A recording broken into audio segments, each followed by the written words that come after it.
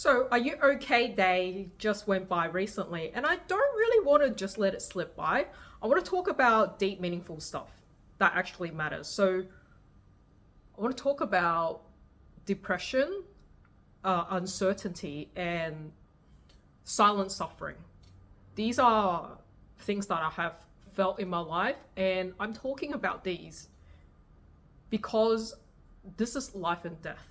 I've literally known friends of friends that, or people that I have come in passing, like just meeting them, acquaintances that I've met in a workshop or in a conference, like in passing, and then I hear this person is no longer with us and they're really young. And this isn't like a one-off instances, but it's happened quite a few times now. And I would say just through passing, you would never have assumed this person or these people are silently suffering. And I would say that even for myself, when I was at these points in my life, nobody around me knew. Nobody. Not my family, not my friends. Because when we are suffering, we are very good at putting up a front, a facade, wearing a mask to show up in a particular way, because we know that's what society expects us to do. Like, you can't walk into work like a full depressed person. You know you're going to get fired, right? You know you need to be a functionally well-mannered professional human to show up to work, to continue to be employed, because like this is survival, right? And then when the day finish, it's just like you could collapse in your own floor when you're alone, right? That's when you can just like you survived another day. I remember those days really early on when I was in those phases in my life, and I've had instances like that when I wasn't emotionally matured enough, nor was I had a good enough grasp of how our brain works and how skewed the perception of my reality, that is my personal reality first, and actual objective reality, as well as the framework and assumptions I was working with, that did not allow me to see what's outside. Because in my head, in all our heads, we only ever have the data that's in our head, which means they are things that you have experienced, you have exposed to, people have said something to you, they are inputs you have gathered from people around you, from the environment that you're in, and it is much smaller data than the actual objective reality. So you are getting a very small like pizza slice of the entire world based on your own interaction that's possible wherever you are living, right? In that household, in that country, in that culture you're with, you are being programmed or brainwashed, or what's expected of you, unwritten rules, all of that stuff that you have as a human. It's only a slice of reality. And if you were to live somewhere else, or you grew up in a different household, or you were surrounded by different people, you would have a completely different perspective in life. So that's the first thing to be aware of. Like, your reality is not reality in itself. So when you cannot see another option, another alternative, it's because your view is so narrow. So if you are in the state right now, I want to tell you, like, I want you to imagine, like, hopefully you can feel what I'm telling you right now. What I'm sharing with you is that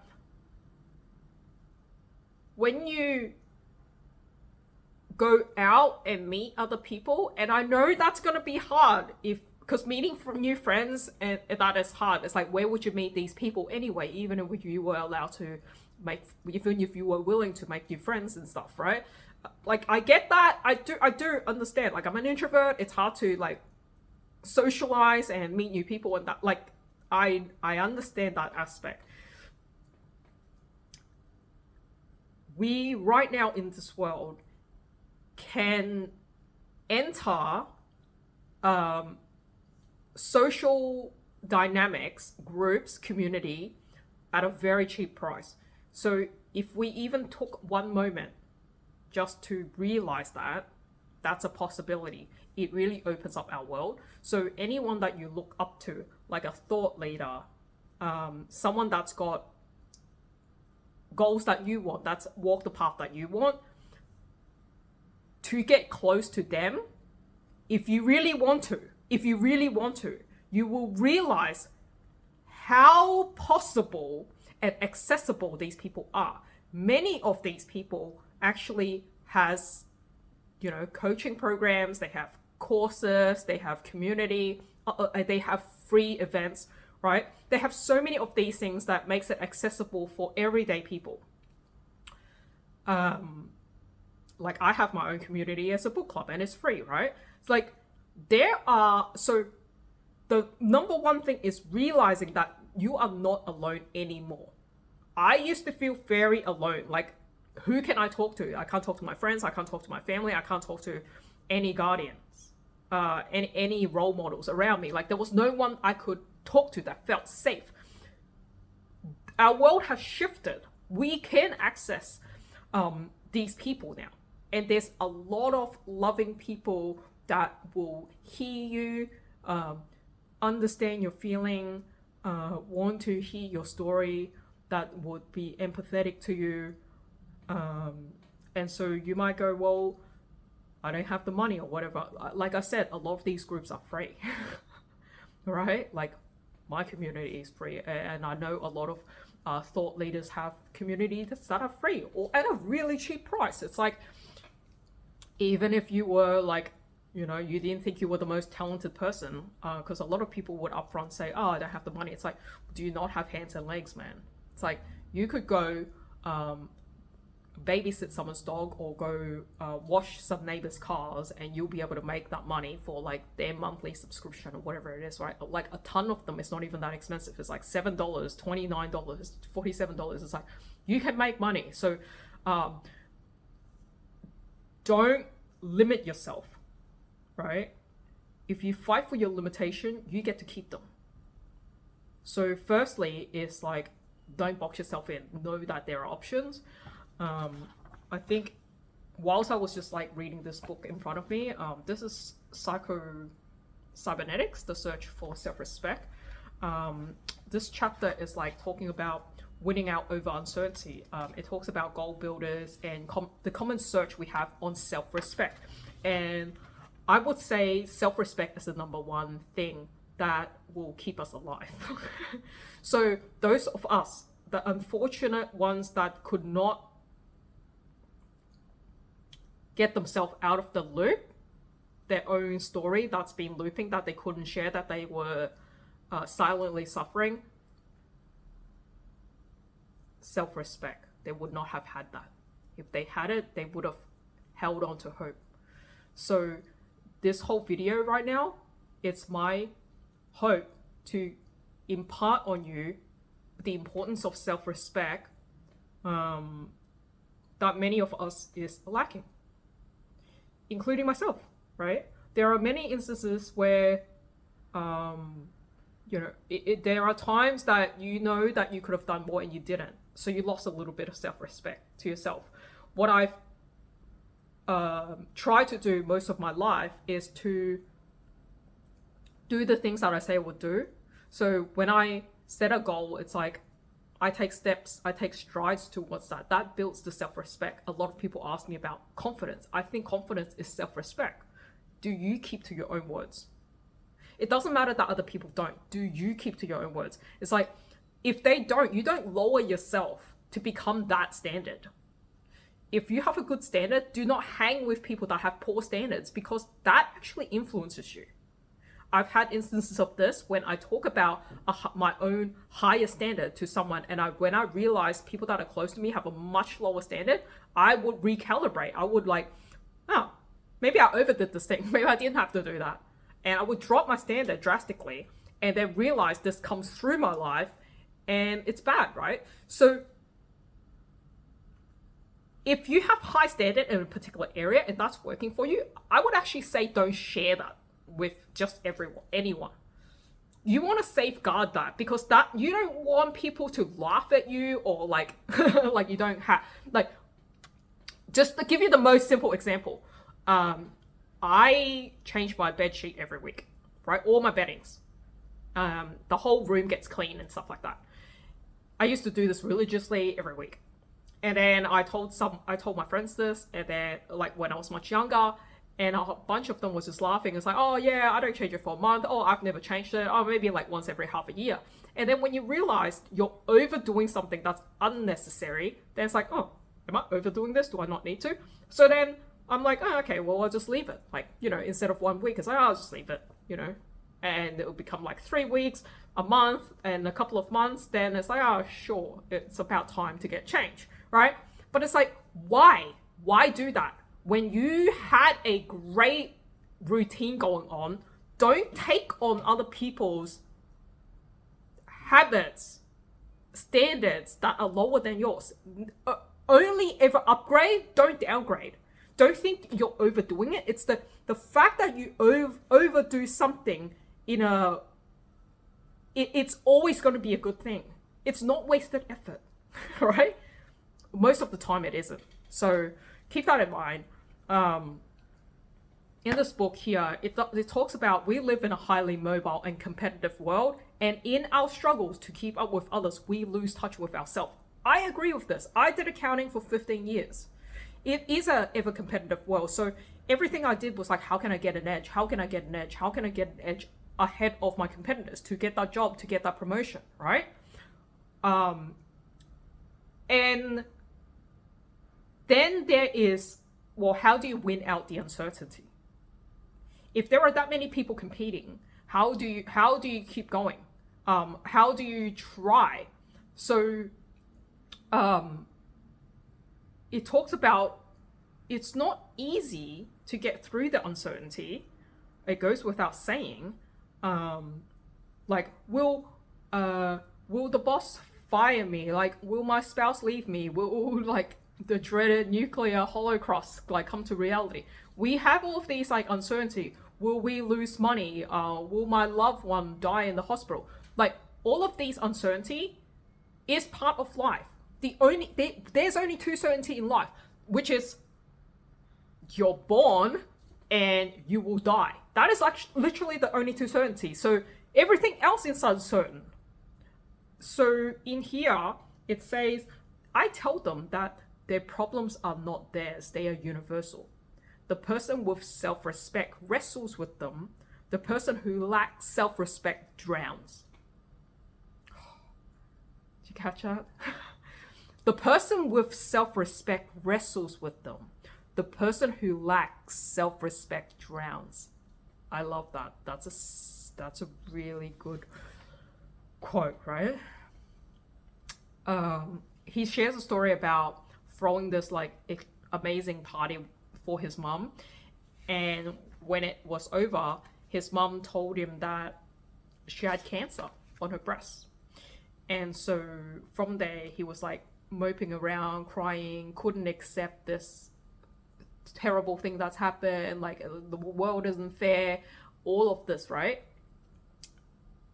And then he remind himself from an old Irish proverb that said, if God shuts one door, he opens another. If God shuts one door, he opens another. He realized it's not about complaining to God, that he must fight back and be on his feet to feel again. And the party that he thrown was great. That becomes the memories, and it's like leaving the disappointment behind not fearing about the uncertainty that is ahead. That's what he learned to do, and that's what we must do. That's how we get through anxiety, depression, and the life's uncertainty that it brings. Because we must live too. We've got to, he says that for one thing, you must understand that your frequent frustration and small crises are not unique. Life is no bed of roses for anyone, and people who think it is must adjust such unrealistic preconceptions. Anticipate the uneven flow of life so that the shocks do not unseat you.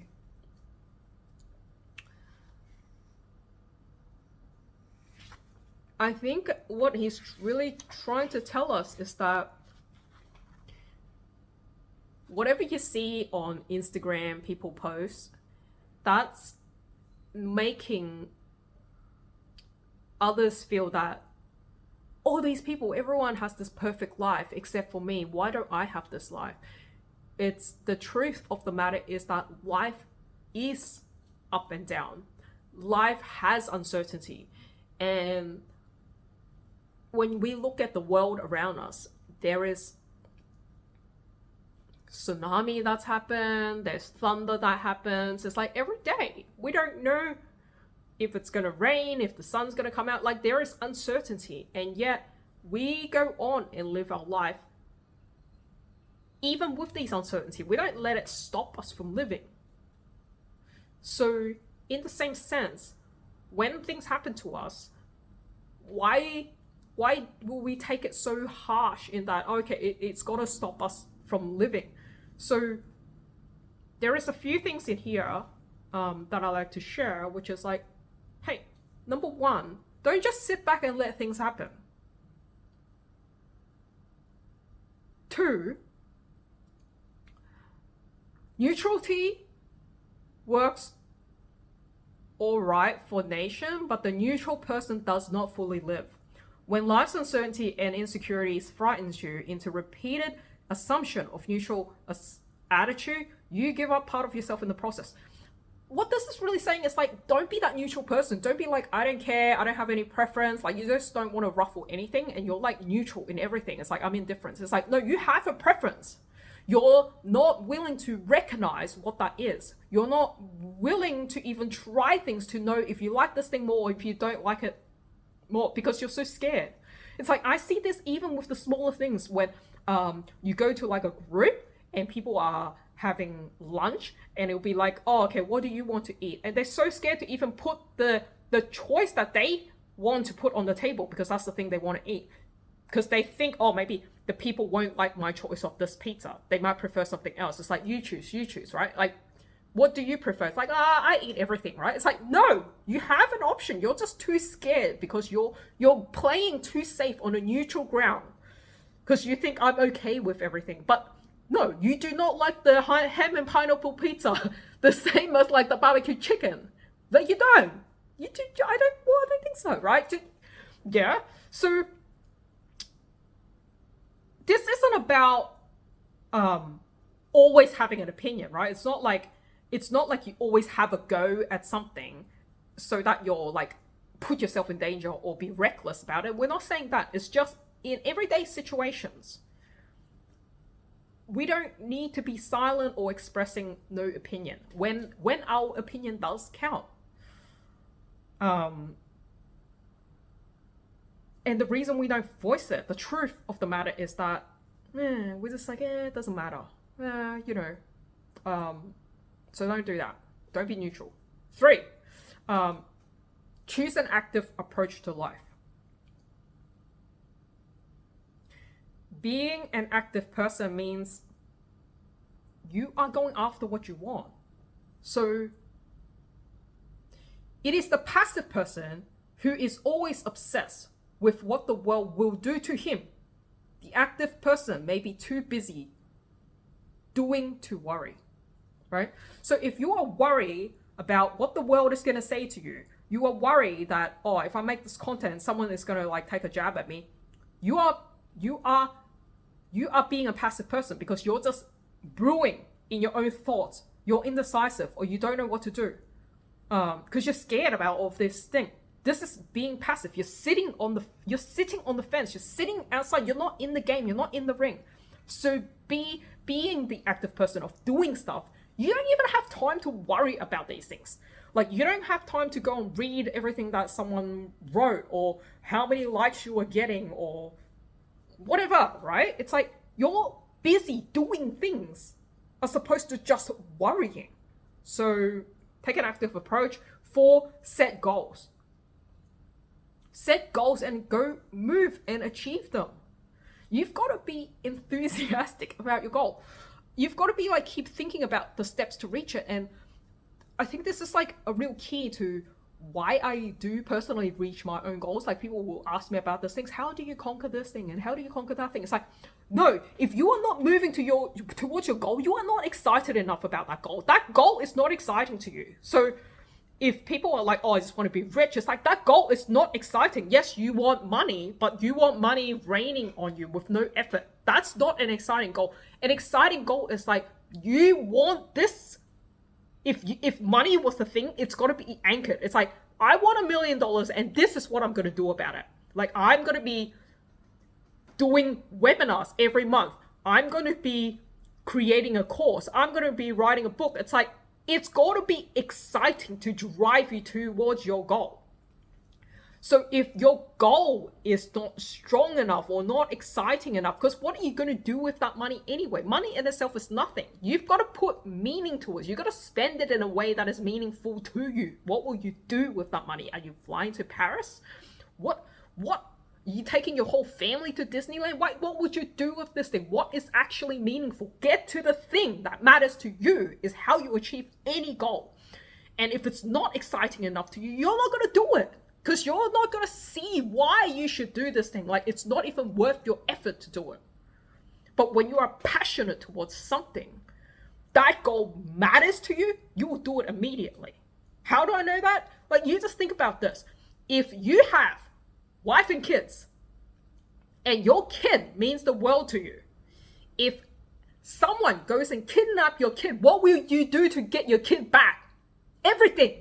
The goal is to get your kid back. You don't care how much it's going to cost. You put your life probably on the line. You will do whatever it takes to get your kid back, right? Like, your mind will go crazy and you will think about it every second until your kid is back safe under your own roof, embracing in your arm. In that same vein, that same feeling, that crazy obsession is what you need. That urgency to do it right now is the kind of urgency you need if you want to achieve your goal. So set a goal that is important enough to you that you will charge towards it. 5, allow yourself to make mistakes. So whenever we are taking on things that is uncertain, we have such a high standard of ourselves that we feel like we need to be perfect. It's like, why would we think that?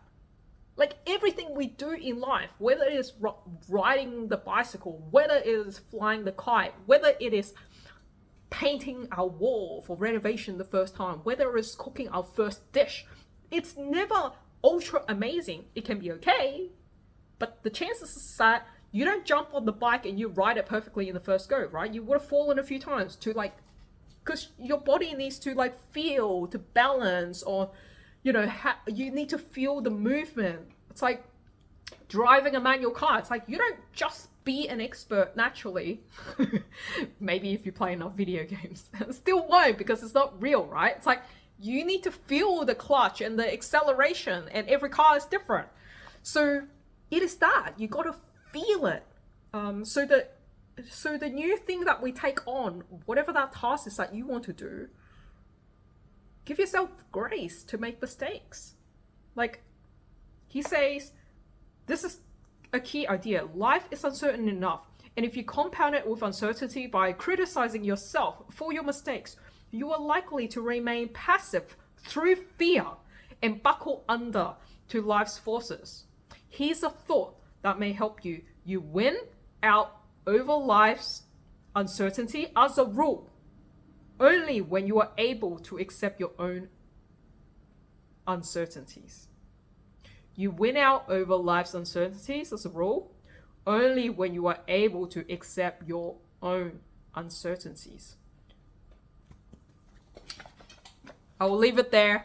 So what that really means is like your own uncertainty. How do you feel about your own uncertainty? Whatever is inside of here, right? You want to remember to have self-respect. What can you do to have self-respect? Not for anyone else. Not for your mom, not for your dad, not for your husband, not for your wife, not for your partners, not for your kids.